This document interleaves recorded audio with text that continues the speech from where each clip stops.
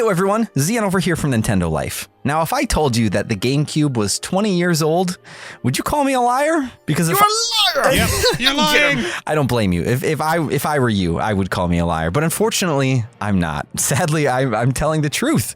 But thankfully, I don't have to bear this pain alone because I'm joined by Alex. Hello. Yes, if you didn't know, I'm here. And Alex is also old, just like me. But then we have old. We have the youngin, John, as well. I flipping love cubes. Everyone in my generation loves cubes. Hates spheres. You know who didn't love cubes, though, back in the day? Were the people that had PlayStation 2s and Xboxes. I don't know about like you guys. John. I flipping hated cubes then. John's a changed cube lover now, though. He's accepted the cube. Oh, glory to the cube. Beseech the cube. I've told this story far too often, but I had a friend who had a GameCube. I watched him play games. I was exposed to a bunch of GameCube games at the time. I went back to experience them myself when I got my Wii. But yeah, I knew of many GameCube games, but I was a PS2 kid, so I was too busy climbing colossi than squirting with Mario. That's how I remember it. What a great game. Squirting with Mario. You were cube aware, though, weren't you? I was, yes. Yeah, I knew of cubes. So the GameCube released at kind of basically like the PlayStation 2 and Xbox and the GameCube were all kind of fighting around the same time frame. You know, like some of the later systems that Nintendo has released over the years haven't always, I don't want to say competed as directly, but these three pillars of the industry were all just kind of butting heads. As pillars do. I suppose so. They were falling over on top of each other and they somehow all survived, I suppose. But the GameCube, it released in, according to the internet here, it released on September 14th, 2001 in Japan. And then it released just a few months later on November 18th in 2001 in North America.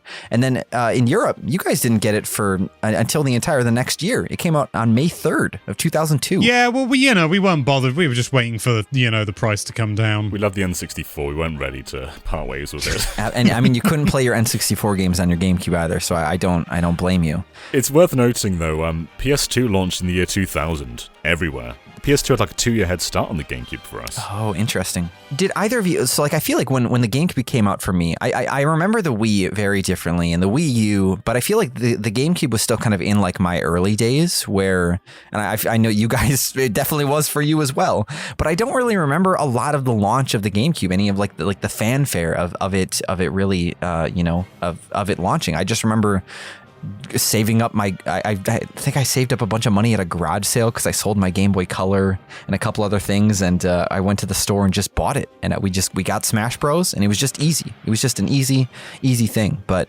do either of you have any like fond memories of picking up the GameCube at launch, or how did that shake down for all you guys? The launch window was strong, but the launch titles, I was deep into forums. I remember people being very upset at Luigi's Mansion. Because looking back, Luigi's Mansion's awesome, but people wanted that Mario 64 kind of title, like that big Mario platformer. Because every prior Nintendo console had a Mario platformer to launch with, but then GameCube had this spin-off.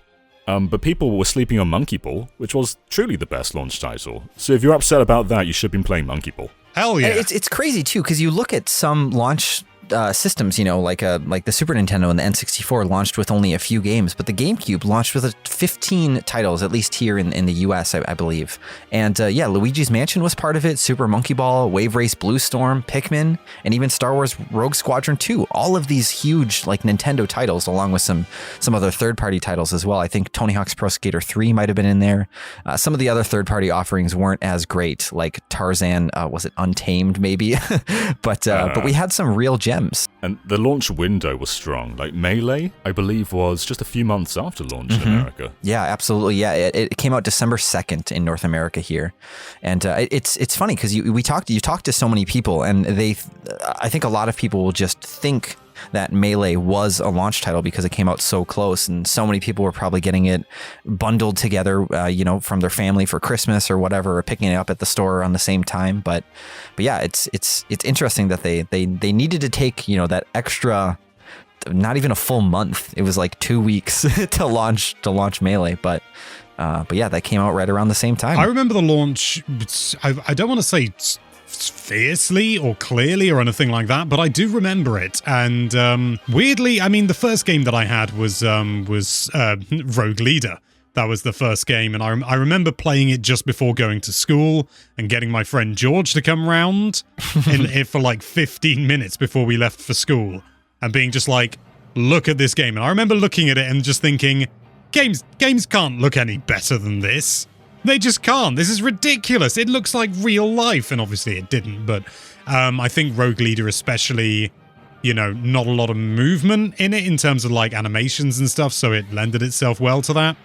But yeah, and I remember all the adverts. There was this weird like thing where people were just like experiencing cubes, much like John does on a daily basis. And it would have like different things representing different games within the cubes, and it would just be like hovering above people's beds, and somebody was like moving around one of these cubes in an office chair or something. It was so bizarre, but I just remember it weirdly vividly.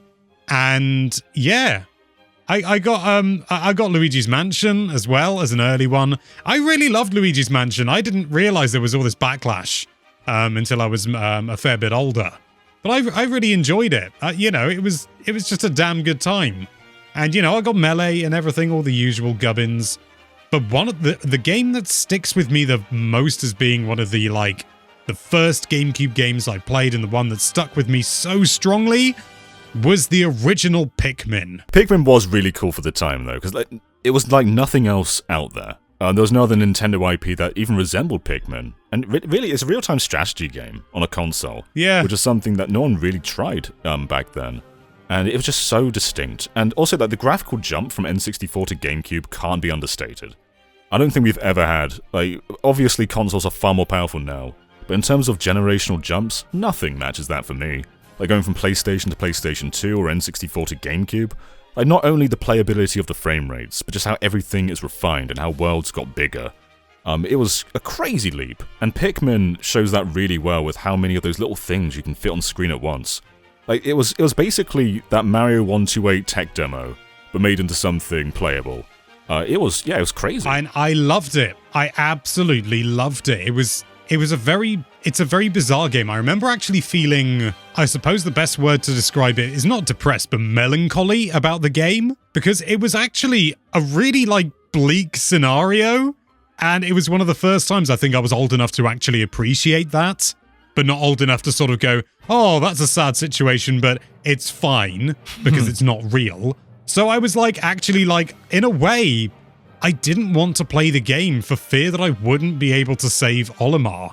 And I remember getting the bad ending and being like, I've killed a man. And then I got the good ending.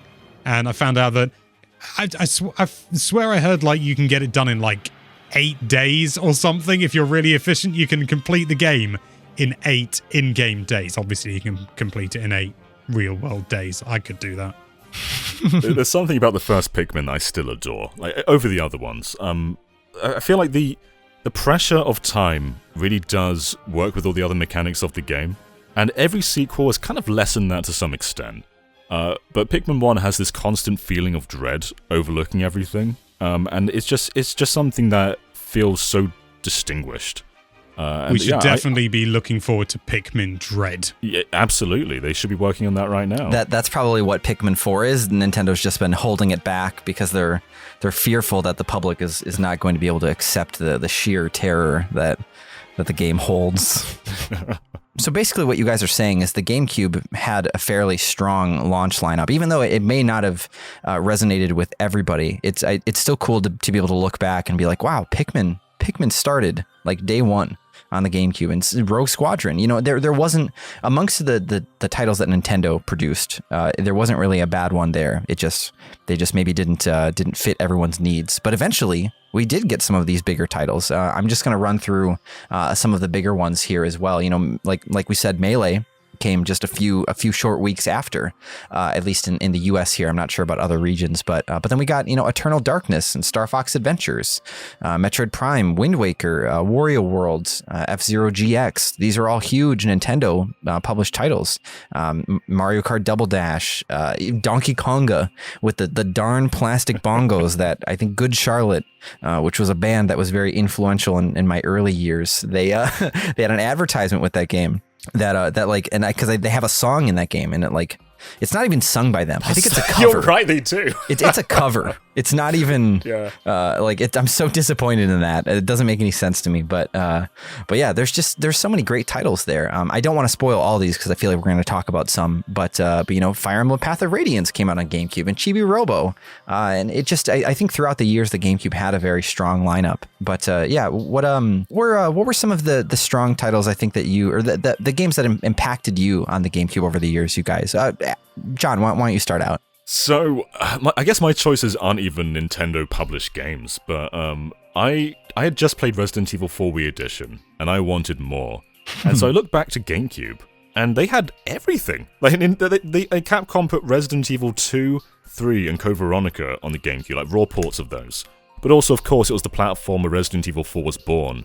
And then there's Resident Evil Remake and Resident Evil 0. Like they got 3 brand new titles, 3 ports, and just shoved them all on GameCube. And like what was weird about that is like PlayStation was pretty much the home of Resident Evil up until that point. And of course, like Saturn had Resident Evil 1, N64 had Resident Evil 2, but it was still so weird to just shift everything to Nintendo. And obviously 4 didn't stay exclusive, but it was just this crazy lineup of Resident Evil games, and 4 in particular changed everything. Like that game changed how shooters work, and it's still probably, I'd say it's probably my favorite game. I've replayed it so many times over the years, and the GameCube version has probably my favorite presentation overall. Like the Wii Edition shares much of it, but the PlayStation 2 version is far inferior to how GameCube looks, and that's something we see a lot over the course of multi-platform games, especially in load times. Like I grew up with The Simpsons Road Rage on PlayStation 2, and like booting up a level takes a long time on that platform. And in later years, I bought that game on GameCube again, and suddenly the load times were so quick. And like games like Sonic Heroes as well run way better on GameCube. And it's just funny that PS2 was the most popular of that generation, and it was bulkier and bigger. But GameCube, the small little cube, was a secret powerhouse that I think a lot of people overlooked, especially because it was so cheap. It was cheap, wasn't it? I remember paying, I got it basically at launch, or at least within the launch window, and it cost us 120 quid, I think. Yeah, that's ridiculously cheap. I remember seeing a GameCube, it was during, like, it wasn't near the end of the generation, it was like somewhere partway through, and I saw a GameCube for like £70, brand new in a shop. Wow. I'd like that now. Yeah, I think... I mean, it wasn't a big performer. No console really was apart from PS2 in that era. Like, Xbox sold around 30 million, I think, which is great for a debut. GameCube was 20 million, and PS2 was like 100 and something million. But I guess everyone was kind of struggling against PS2, especially because it was also a DVD player in the time when DVD players were starting up. So Nintendo were very aggressively cutting their prices. Sure. Yeah, and GameCube didn't even stand a chance with the small discs as well. Yeah. I hope nobody ever tried to modify a disc to make it fit in the GameCube, but I feel like... just snip it down. I feel like somebody I'm sure has done someone that.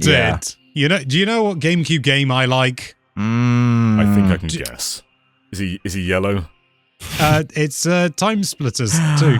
Oh okay. My goodness, didn't see that coming. That's so funny. I've never considered that as a GameCube game, but I guess, yeah, I mean, they're all on GameCube. Yeah. I've always thought about PS2 and Xbox with Time Splitters for some reason. No, I never played any other version, and I love Time Splitters 2. I've never really played Future Perfect, and I've never played the original, but my god, Time Splitters 2, that game is just bloody fantastic, frankly. Yeah. I don't think it stands up even today. It had dual stick controls, and they were maybe slightly wonky by modern standards, but it was so ahead of its time, and they had so many rich and interesting different things going on, loads of different challenges. It is really content-rich. It's not surprising. It was basically a follow-up to Perfect Dark, because it was made by Free Radical, which were all ex-Rare employees. And both 2 and Future Perfect were just made backwards compatible on Series X, and they look stunning. They're so good in 4K. Oh my god, I need to get them on Xbox. But yeah, they are basically GoldenEye Perfect Dark. They're the successors. They're incredible still. Multiplayer-wise, single-player-wise, yeah. Play Time Splitters. Do it. Do it. And especially on the GameCube, too, we didn't really have a lot of other FPS options either. I think I played Time Splitters on Xbox. I don't know why when I had Halo and things like that. I mean, Time Splitters is more comical. Yeah, I shouldn't be poo-pooing on it, but yeah, I can't really think of many other, like, we had GoldenEye Reloaded, I think, the spin-off GoldenEye game on GameCube, but I can't really, Time Splitters is kind of one of the only FPS I could think of on the system.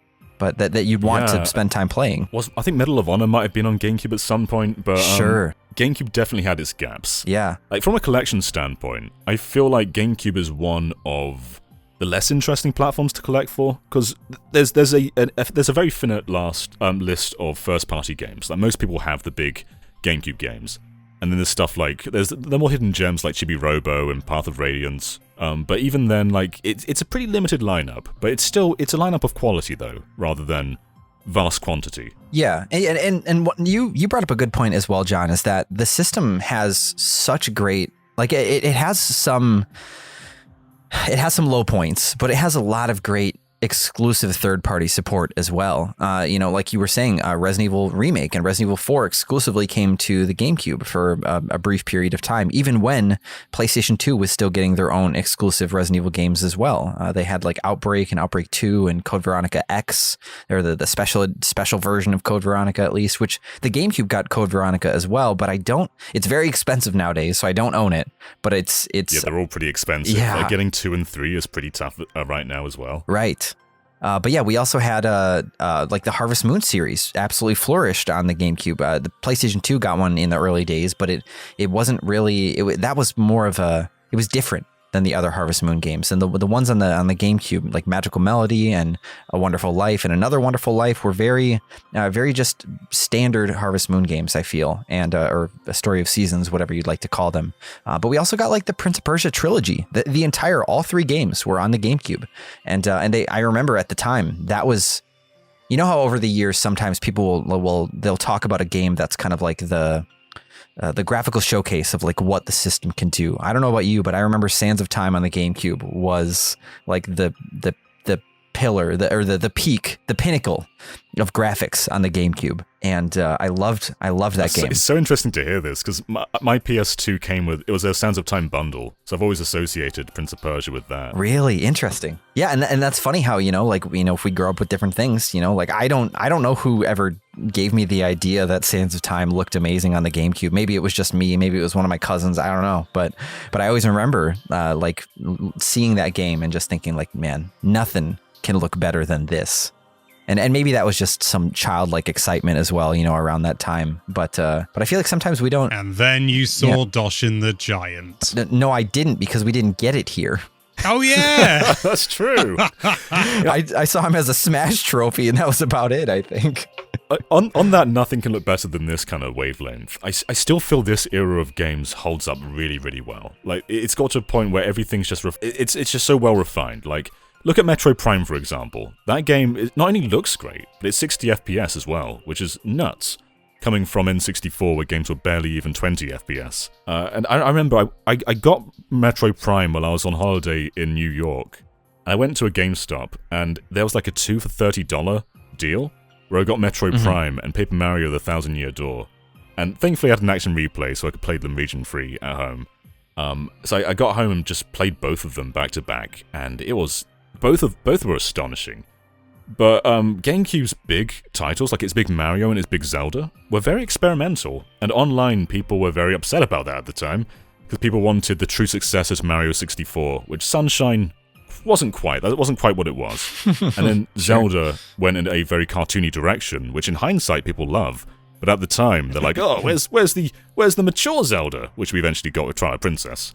But Metroid Prime, on the other hand, was just this raw, high-budget game, and it's still to this day the best-selling Metroid game. Might get dethroned by Dread as time goes on, but I think it was just the showcase of what GameCube could be, which is probably why it's the best-selling Metroid game. And yeah, I adored my time with both of those. It's interesting, just coming back to what you said about the look of these games and the sort of the graphics hold up really well.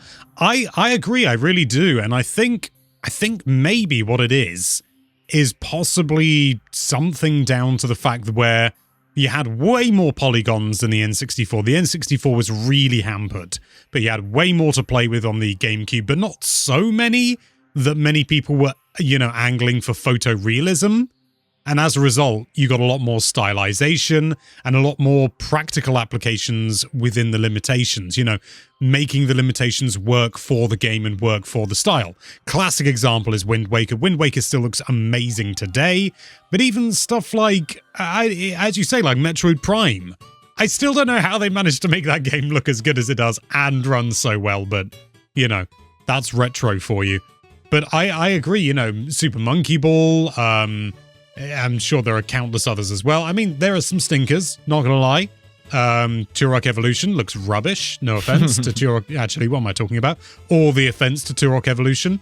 Double Dash looks pretty good. Star Fox Adventures looks amazing with the fur and everything. The animations are a bit wonky, but that fur, my god. And F-Zero GX not only is a 60 FPS, it's on the Monkey Ball engine too, which is funny, but it looks astonishing and it's going at blistering speeds. Do you know what's weird though, on a very unrelated note?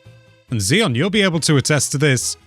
The GameCube logo, where does it appear on the spine of the game boxes? Oh yeah. Why is it on the bottom in North America? Why? I really like it. That's not where it goes. Every single other system has it at the top. Xeon probably thinks ours look weird though. He's like, why is it like a normal case? Yeah, I do. Why are you annoyed, Xeon? We're right. No, it's tough because I have all my games. Here, you know what? If you have all your games organized in an area, you don't even need the spine logo. You'll just know that all these games are for the GameCube, right? Like you're telling me you're going to look at a copy of Star Fox Adventures and not know that's on the GameCube? So you I see might get it confused with the PS4 version. Yeah, well, I'm not going to do that. See, but having the name up top is just fine because it's the first thing you read. I don't need to read the GameCube logo up top. I'm already past that. I already know Ty the Tasmanian Tiger 2 Bush Rescue is on the GameCube. I don't have to worry about it. I wouldn't own that on PS2. By the same token, with every other system has the logo at the top. And so your eye is naturally drawn down to sort of midway through, maybe sort of 2/3 or maybe sort of 3/5 down the box to look for the title. You do that with the GameCube, all of a sudden you're reading like the last two words first. That's dangerous. You could end up playing, you could accidentally get confused and think you're playing Clancy Chaos Theory. Who knew? That's not a game. It's half a game. They were just trying to change the game out here so bad with box arts. It makes my collection look really weird because mine is mostly PAL, but I've got 3 American ones, being Animal Crossing, Metroid Prime and Paper Mario, and they look so strange, contrasted with all the European boxes. But while we're talking about regional boxes, though, the Japanese ones are so cute. They are. Oh, aren't they just? I've got Karuren and a Nintendo Puzzle Collection and Four Swords Plus, and they are just these diddy little cardboard sleeves that you pull off, and it reveals like this sort of clear plastic case. But they are adorable. I'd love to have more of them because they look so cool. And many Japanese box arts are, I think, were way superior to what we got. Sometimes, not always. I mean, I love the Dosh and the Giant logo in English. I think it looks great. A Bigfoot.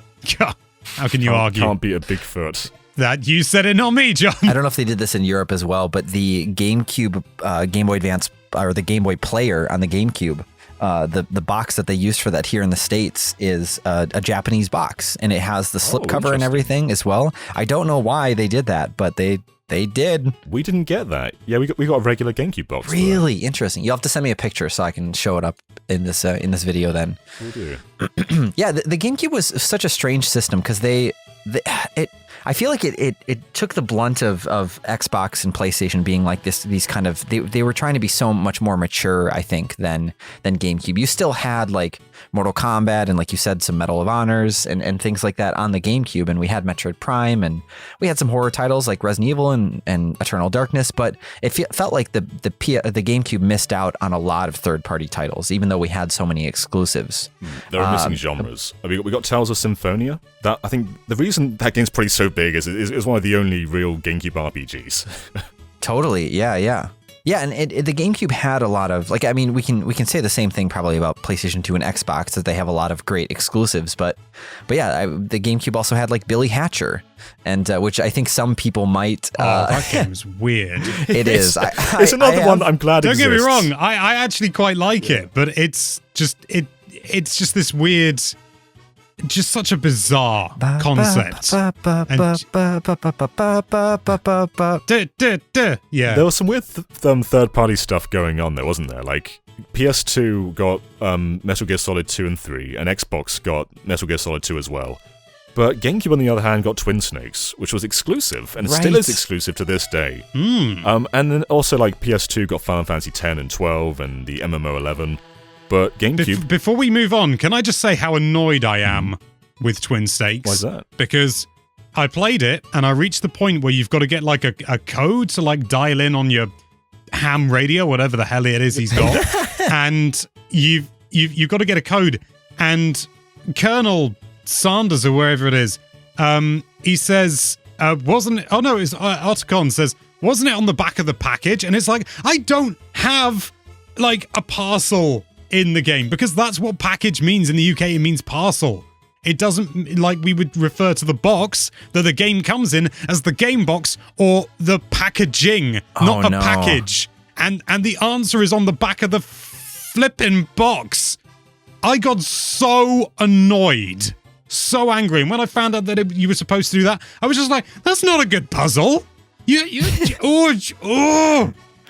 Don't get me wrong, it's a clever puzzle, but it's also complete rubbish. I hate it. I hope you called like a pre-owned game store and were like, "Hey, yeah, I'm stuck on the Metal Gear puzzle," and then I wasn't aware that was ever an option. Calling some random person up. You got to bear in mind, we live in the United Kingdom. We get anxiety phoning anyone. And then the employee on the other end was like, "Hey, Jimmy, we got another guy who needs help with the Metal Gear puzzle. You got that box laying around somewhere?" Anyway, where I was going with this, though, is that...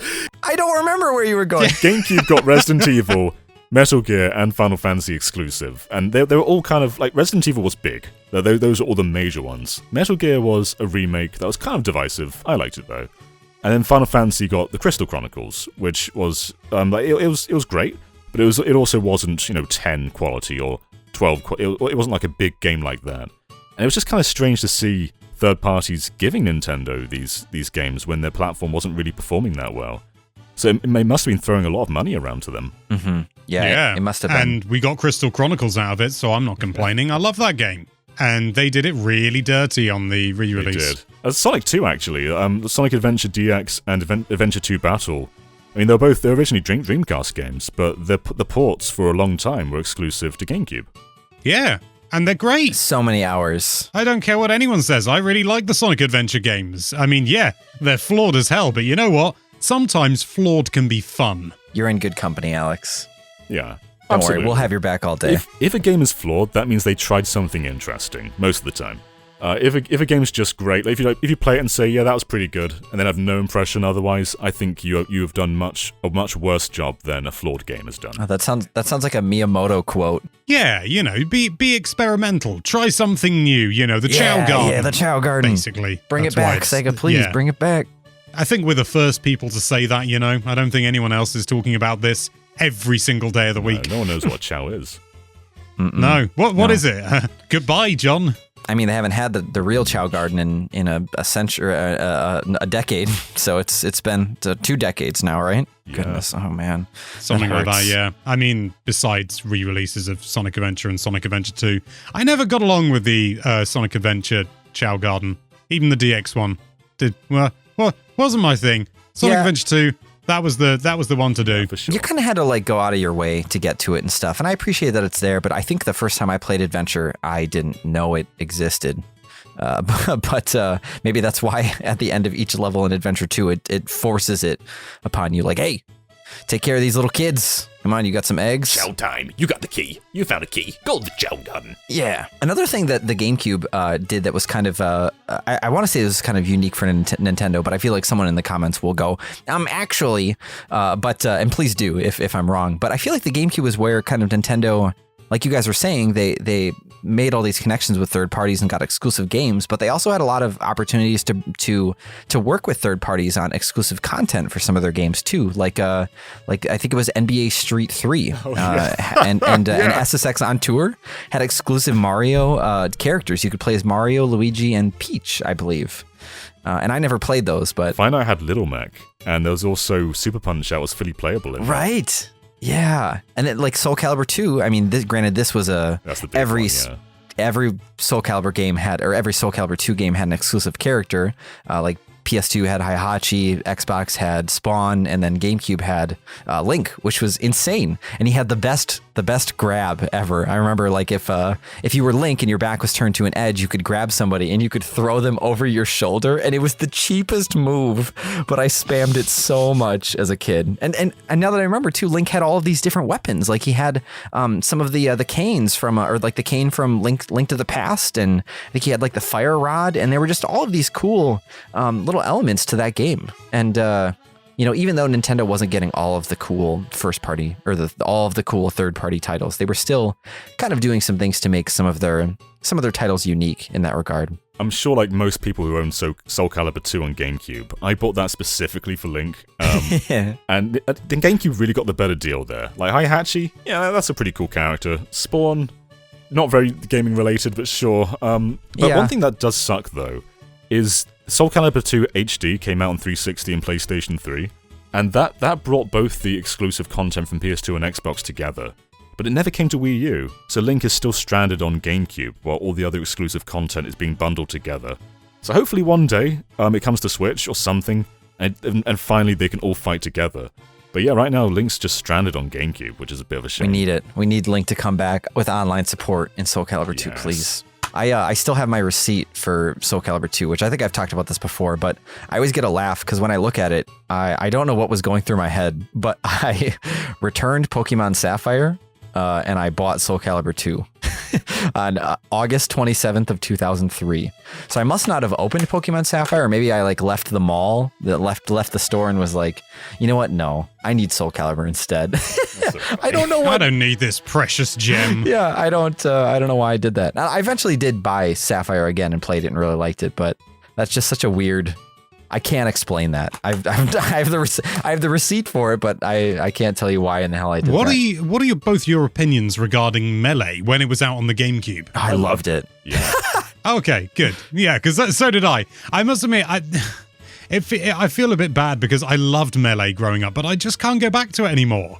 I just feel like there have been so many quality of life improvements that have just superseded it. And I know there's all the tech, there's the wave dashing, and there's the L cancelling and all of this ridiculous like high-tech stuff. But I never got that when I was playing it as an idiot child. I really respect that you feel that way, because I think there's a lot of things in Melee that are very, like, you can do it, like you said, you can do a lot of really cool things if you know how to do them, but the game doesn't explain how to do all of these how to do wave dashing and all these. It wasn't intentional. These extra wave dashing things. is a glitch. Yeah, exactly. They were aware of it apparently, and they decided not to patch it out. But it wasn't like an interesting. I might be wrong about that. Yeah, it wasn't intentional. No.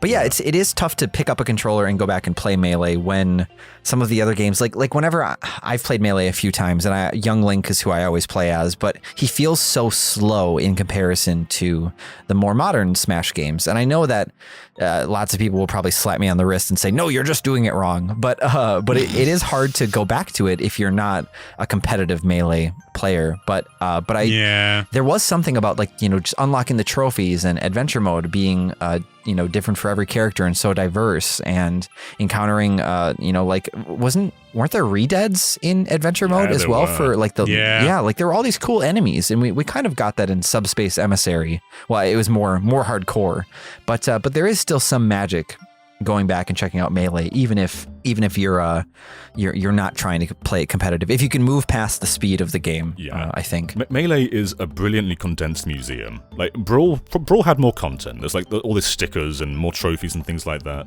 But Melee just kind of got to the point, and I loved going through adventure mode and playing through like F-Zero levels and Zelda levels.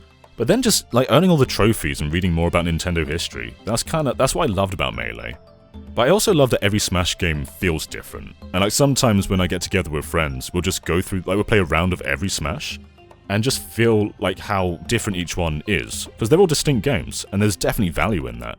Like if all of them felt the same, but with just gradual technological improvements, it would be a bit boring. But every Smash has its own flavor. Like Brawl, a lot of people don't like Brawl today. I think it's interesting though how different it feels to what we have now, or even Melee.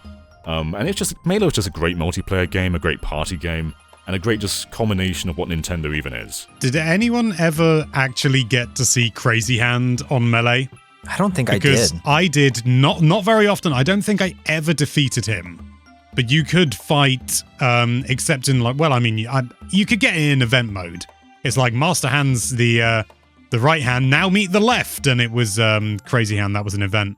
I miss events. But then you could actually get that in single player if you played on a high enough difficulty and didn't use any continues and stuff like that. And I think I managed to get to Crazy Hand a few times, but I could never defeat him. I never actually managed to defeat him outside of the event mode. That's impressive you made it there, though, because I mean that explains why I never experienced him, was because I sucked. I mean, I wasn't exactly competitive. I think I was mainly playing as Kirby. Kirby. He was actually quite good in that game. Yeah. Kirby was a great pick. Good old Kerbo. It's this is another example of how big it is going from N64 to GameCube though, because Smash 64 predated this by 2 years, I want to say, and Melee was developed in just over a year, and it's nuts how big of a graphical jump everything is. Like in 64, everyone is made of like 4 polygons, and then they're straight up toys. We're going to this extremely detailed look though. Like if you look at the Melee models, they still hold up really well. And the stage variety too is way beyond what 64 had. It just felt like a massive leap.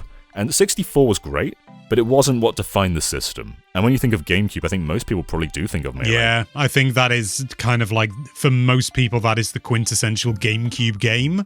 And I don't necessarily think that's a bad thing. I just think it's doing a disservice to Dash and the Giants. Yeah, it's interesting that the GameCube has these different games. Like, we didn't even talk about Double Dash either, which I didn't grow up with, but I know lots of people are obsessed with that game. And but the GameCube has all of these different games that make it so unique. And Nintendo's systems have always been kind of like that, right? With every Nintendo system, there's probably something that someone latches onto and says, that's I could have that system and that game, and I would be happy for the rest of my life, you know. Maybe not the rest of your life, but you get what I mean. Weird story time. I've mentioned this before, but the copy of Double Dash that I own, I actually ended up just buying the case online because I just had this loose disc. The copy of Double Dash that I own is a copy that my brother found whilst filming on location when he used to be in the film industry, in an abandoned school. It was just a loose disc on the floor, scratched to hell. It wouldn't work most of the time when we put it in, but it seems to be pretty consistent now, and it just works. Best way to get old retro games is to find them in abandoned schools. That's good advice. The ghost of a child left it behind. Or it was like thrown from their bag in a fight, or they were bullied like, yo, you like Mario? Did the carts ever like light on fire, or did Mario ever like drive off the track or anything while you were playing? Any creepypasta weird stuff happen? I hope not, but the intro cutscene was sometimes a bit choppy. Oh no, that's scary. Did it go like Nintendo? Haunted? Whoa! No, that bit was fine because that was just an audio file. But I mean, like the video file. I'm the ghost. I'm the ghost of the Mario Kart kid. Why have we got Microsoft Sam in this chat? But the GameCube basically had lots of favorite titles, you know, right? Like yeah. I think there were games that kept the system alive, I think, because the system missed out on a lot of different titles, you know, but it still had so many gems. You know, we kind of glazed over Wind Waker as well. Dash and the Giant. Absolutely, which of course I never experienced. I only experienced it through Smash Bros. Because he has a trophy in there. And but that's the only Dash and the Giant game I've ever played. But the GameCube still had lots of lots of good stuff, like even Sonic Mega Collection, I'm thinking back now, was one that I played a ton, even though nowadays we have so many collections that are larger and offer a bigger pool of Sonic games. But that was the place where I played a lot of Sonic's earlier games that I didn't own on the Genesis, because I think I owned Sonic 2 and Spinball, but I didn't have 3 or the original Sonic. But Mega Collection had it. I'm bummed that the GameCube didn't get. There was Mega Collection Plus, I think, though. We never got that. But Plus had a bunch of Game Gear and Master System games. I love the Master System Sonic games. I loved and I hated the fact that in Sonic Adventure DX you could unlock the Game Gear versions, and they are just not as they're good. so squashed. Like you can cheese that first boss so easily on the Game Gear version. But not on the Master System. Master System's for hardcore, baby. Yeah, there's definitely low points in the library. The variety is a bit of a problem. There are genres which just aren't that fulfilled. And Nintendo loved Mario Party in that era. Like, here's Mario Party 4 and 5 and 6 and 7. There's a bit of fatigue there. But there's also some interesting stuff. Like, Star Fox not only got a spin-off with Adventures, but also the core game with Assault. And then Pokemon got some console games with Colosseum and XD Gale of Darkness. You're right, yeah, I completely forgot. I've mentioned this before, but I had the choice between buying Pokemon XD Gales of Darkness, or Gale of Darkness, between that and Shadow the Hedgehog, and I chose Shadow the Hedgehog. You have two very edgy options. You got Gale of Darkness and Shadow the Hedgehog. Yep. And I chose the one about an hedgehog. It's so expensive now, Gale of Darkness. Who goes, "Who am I? What am I doing here? Am I the real Shadow? Oh, was that you while playing the game? You were like questioning your decision? He was like, why are you here playing? Yeah. Yeah, that was me. That was actually an old recording that I've got that was recorded on a tape. From way back in the... I'm surprised you had that on hand so I'm quick. sorry, Xeon. I lied. What? It's okay. I already tried to lie earlier today and it didn't work, so here we are. So I feel like we could sit around and chat about the GameCube forever. The other cool thing, though, that I did want to bring up is that the GameCube was kind of like every system, does some. It's a first for something, right? The N64 was the first Nintendo system to have 4 controller ports in it. And I know the Super Nintendo had the multi-tap, but the GameCube actually was the first system to have tiny discs, and thankfully it was the only one. I don't know why Nintendo did this, if it was just to help prevent piracy. Prevent piracy, yeah. But we also had the Wavebird wireless controller. I think that was Nintendo's first official attempt. I didn't have one growing up, but I remember seeing an advertisement in a magazine of a kid playing Spider-Man on the GameCube in his bathroom. And he was like looking through the mirror in the advertisement. He was looking through the mirror and seeing his GameCube in the other room. And it was just like trying to show off how untethered you could be. Oh yeah, because he was on the toilet, wasn't he? Exactly. Yeah. Yeah. But yeah, it was the first system to do that. It was the GameCube wasn't the first online system, but it was the first Nintendo system. Oh no, shoot! I forget. The Super Nintendo had the Satellaview, but at least I suppose that was online. Right. It depends who you talk to. And the GameCube was the first console in history to be eligible to vote. What? Yeah. Didn't you take your GameCube down to the polling station? You could vote through the GameCube, or the GameCube had the ability to vote. It's like it was the GameCube was legally allowed to vote. It was considered a citizen, at least in the United Kingdom. It may have been different in America. I don't know.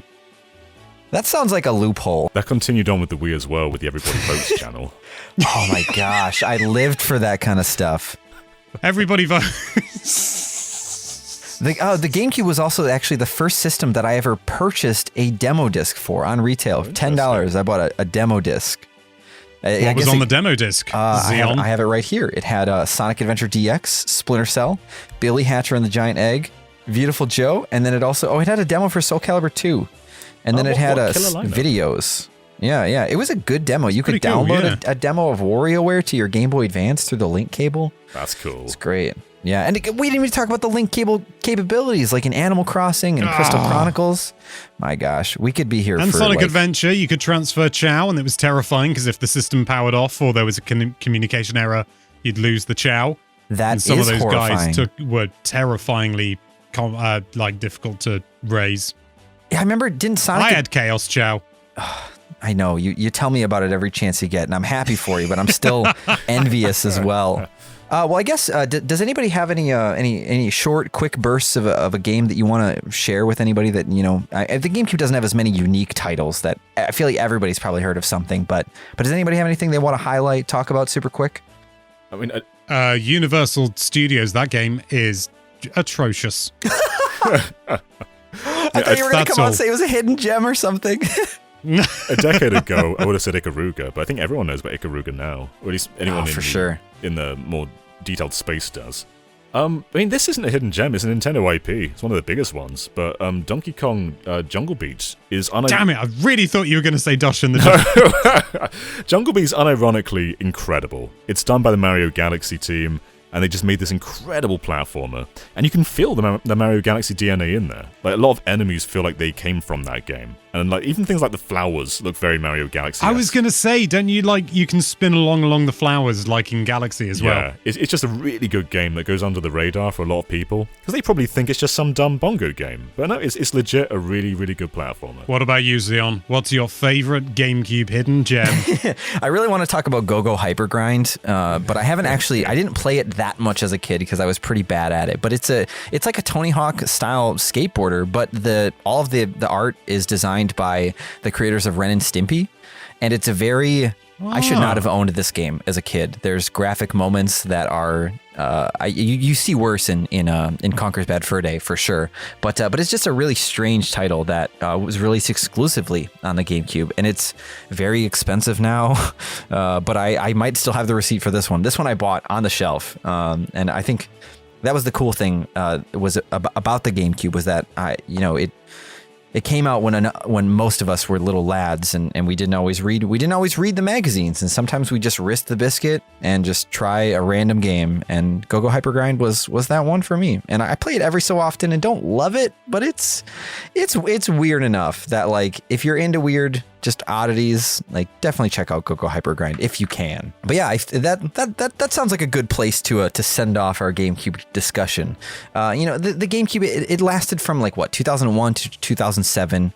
And it might not have always had, like we said, it might not have always had the best third-party selection, but it had a lot of exclusives and a lot of great Nintendo published stuff. And kind of like what I think it was Alex that was saying too, or maybe it's probably both of you, were saying that the N64 can be a little hard to go back to, but the GameCube, the point in which that graphics were, the life, the time frame, the way where graphics were at that moment in time, it wasn't even controls wise too. A lot of those games we can go back and still have just as much fun with them as we can with some modern day Switch games. And I think that the GameCube I think will always kind of have a place in maybe our lives, but just in history for the titles that it has, and the fact that they're still a fun time to play. Feel free to let us know in the comments down below if you ever experienced the GameCube when it first came out. I feel like many of you probably are going to say yes, but let us know, maybe tell us a story about a memory that you had with the system, or maybe the first time you picked it up, or one of your favorite games, or something that you wish was on Switch now. Let us know, because we always love reading that stuff. And of course, if you enjoyed this video and you want to see more videos like this, why don't you go ahead and plug a Game Boy Advance into the subscribe button with a GameCube to Game Boy Advance link cable, because that is how you truly click the subscribe button, my friends. Thank you all so much for watching. I'm Xeon from Nintendo Life. Stay safe out there. Thank you, John and Alex, for joining me in this chat, and we will see you all next time. I went the entire chat without talking about Pound Upon, even though the best version is on GameCube. They remember him.